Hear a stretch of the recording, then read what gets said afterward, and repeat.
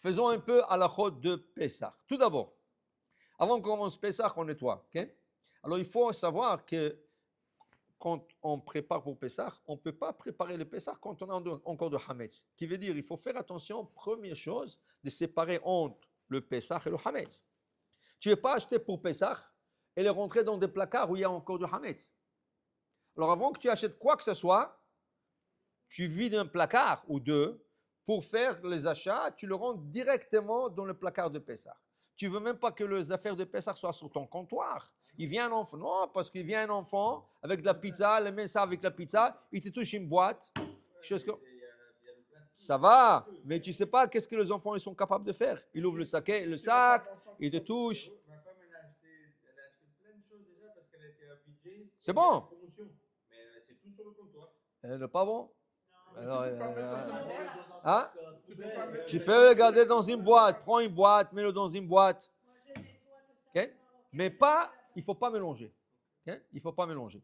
Alors ça, c'est la première chose. Alors prends un placard, nettoie-le, vide-le et tu remplis avec les affaires de Pessah. Maintenant, toutes les affaires de Pessah, il faut vérifier un par un. Qui veut dire, ne dis pas, je suis habitué d'acheter ce produit, il est caché le Pessah.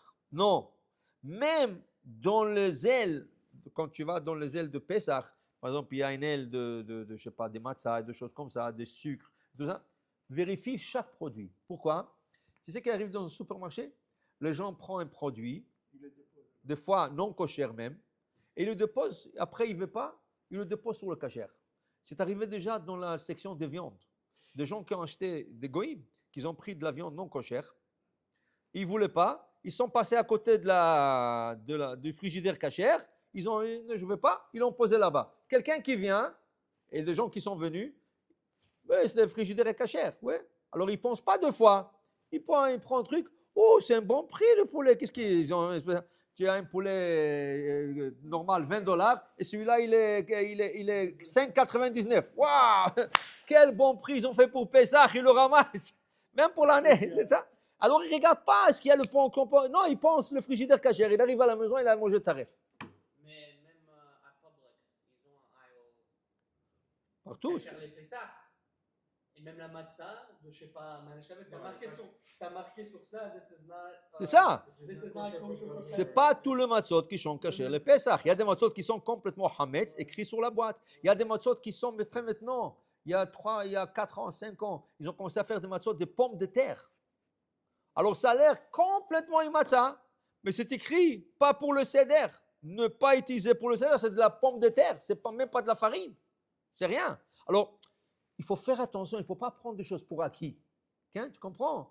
Il faut faire attention. Surtout quand, ici c'est en Amérique, ce n'est pas courant. Mais des fois, quand tu vas de marchés, surtout dans le Maroc, c'est tout en vrac. Alors quand tu achètes les épices en vrac, okay? Donne-moi 100 grammes de ça, donne-moi 500 grammes de ça. Alors maintenant le problème, quel est le problème?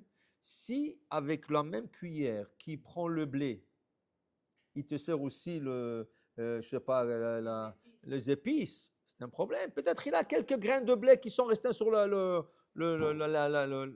cuillère. En montant, je me rappelle, à l'entrée du Mela, tout ce qui était kasher, les Arabes le faisaient sortir à l'extérieur. Et ils avaient des pots avec des cuillères, simplement pour que chaque année, ils sortaient ça. Voilà, exact. C'est comme ça qu'ils servaient pour les gens. On n'achetait pas chez les Arabes pour Pessah. Non, mais à l'entrée du Mela, ils vendaient tous les figues, les dattes. Monsieur Amselem, il veut. Monsieur Amselem, tu te rappelles? Ah. Alors, voilà. Alors, pour vous dire, il faut faire attention. Alors, tu nettoies, tu fais attention à chaque produit, Ken, parce que des fois, il y a des lignes de production. Qui veut dire, tu peux avoir le même produit pendant l'année. Des fois, tu l'achètes avec 5 cachers, des fois, le même sans 5 cachers.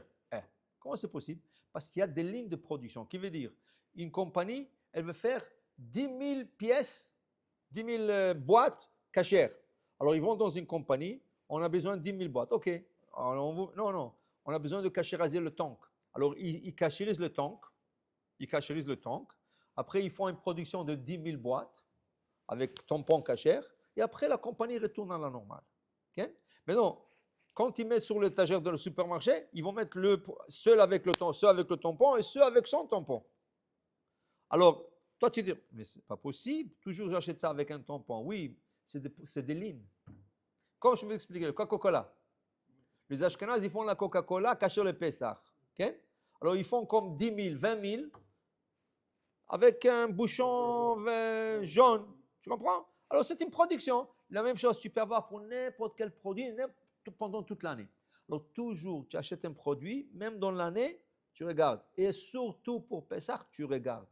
Quel signe il y a? Quel emblème? Est-ce que d'abord, ce signe est accepté? Il y a beaucoup de signes qui ne sont pas acceptés. Ici, à Miami, ici, il y a des cacheroutes qui sont en vert. Taref le mahadrin.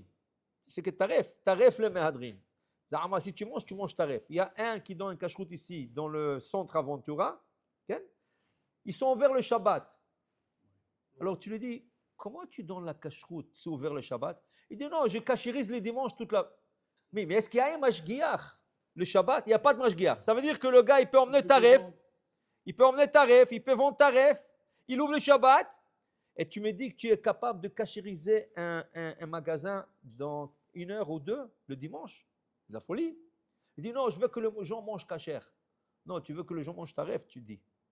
Okay? Et il donne un cacheroute. Et le pauvre, le touriste, quand il vient ici, aventure à moi, il n'y a pas beaucoup de cachère.